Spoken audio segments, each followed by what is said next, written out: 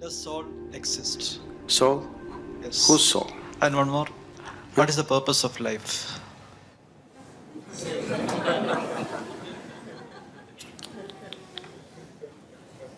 You're just asking very big questions without understanding the significance of the question.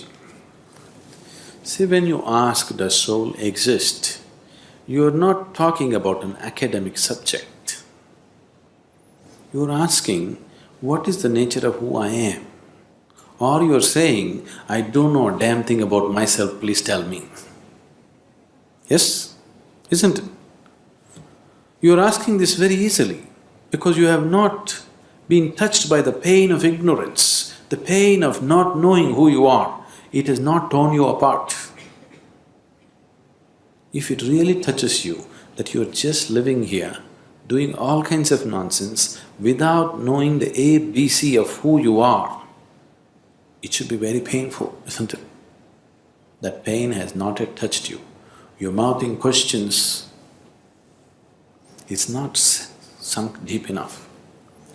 So every day you must remind yourself, at least spend 10 minutes in the morning, just see what an utter idiot you are. You don't know anything about yourself, but you're busy with all kinds of nonsense in your life. Every day, just 10 minutes, remind yourself as intensely as possible your ignorance of yourself. Then slowly the pain will sink. When it becomes so painful that you can't bear it, knowing will not be far away, it's one moment. If I say, yes, you have a soul, what, can you walk better? What use is the soul? Did they put any kind of utility to the soul? These two are useful. That other soul that they're talking about, is it of any use? It's of no use. So don't talk about it. And if I tell you it is there, what does it do to you? If I tell you, no, it doesn't exist, what does it do to you? Nothing, isn't it? Only thing is, the next dinner party that you go, you can entertain people around you talking about the soul.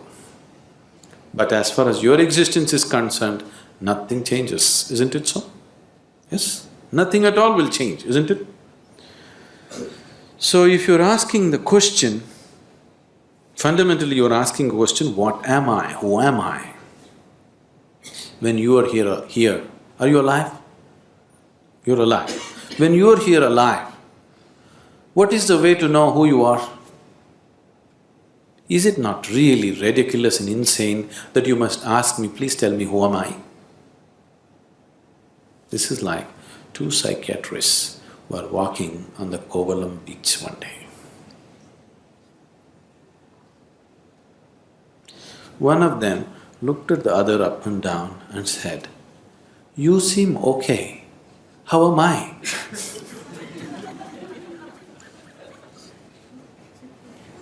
This is just like that, isn't it?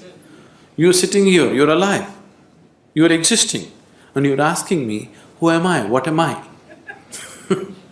Is it not ridiculous? Very ridiculous, isn't it? Only thing is, the majority is with you. That's the only comfort which is not allowed you to know the pain of ignorance. You have a huge majority of people around you who are all saying, yes, this is the way to be. Yes? That is the only thing which has given you some comfort. Suppose you are the only man on the planet who does not know who you are, everybody else knows. You know how it would be for you? Yes? You don't know who you are, you're busy in the world. Does it make any sense or does it sound like madness? Insanity, isn't it? But the comfort is, you're in a huge asylum where everybody's like you. So your problem is, your existence itself right now is only in comparison with something else. You have no existence of yourself, please see.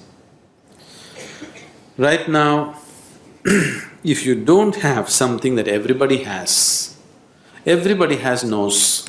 Suppose you did not have a nose. Actually, you can breathe better, you know.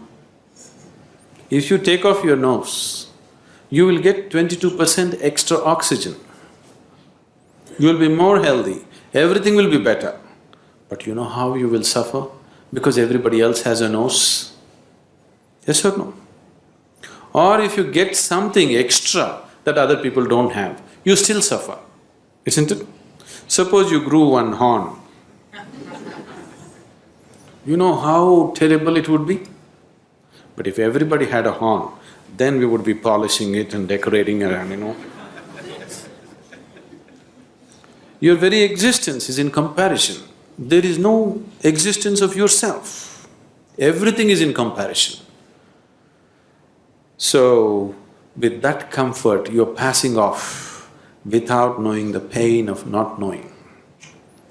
If you know the pain of not knowing who you are, then if you just see that I don't know anything about myself, tears will come.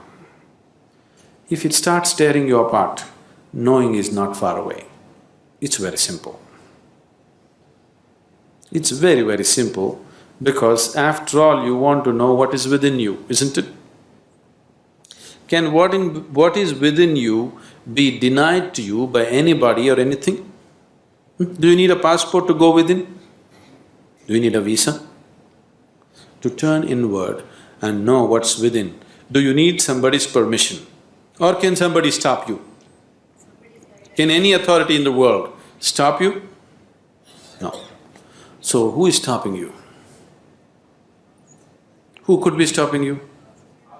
Only yourself. Nobody else but yourself. Nobody else is capable of stopping you, isn't it? So why are you stopping yourself? Simply because you made your whole existence outside of yourself. Your very existence is only in comparison with somebody. Because this has happened to you simply because the very nature of sense organs is like this. Because your experience of life is limited to sense perception, that is the reason why you're existing in comparison with somebody, not by yourself. Because sense organs are like this. If I touch this feels cool to me. This feels cool to me not because of the way the steel rod is, simply because of the way my body temperature is. If I lower my body temperature and touch this would be warm to me. Yes? Is it so? If I lower my body temperature to -100 and touch this would be red hot to me. Is it so? So your very basic experience of life, because it is limited to sense perception, everything is in comparison. So your very existence has become in comparison. If this has to change, philosophies and teachings are not going to change this fundamental reality. If your experience of life transcends the limitations of sense perception, suddenly everything is different. When we initiated you into Shambhavi, if you gave yourself to the process, it could easily take you beyond sense perception. Many of you going into moments where you're no more within your sense perception, something else is beginning to happen. Anything new happens, your mind is such, it knows only fear. Even if you walk into heaven, you will know only fear because it's something that you do not know. You have conditioned yourself like this. But if you allow it to happen, you will see, you will start experiencing a dimension which is beyond sense perception. Only when your experience of life moves beyond sense perception, then your experience of life is absolute, not in comparison with something else. Then your experience of life has transcended the limitations of the physical. Then you have created an atmosphere to know who the hell you are. You better know who the hell you are. Otherwise, anything that you do is of no consequence.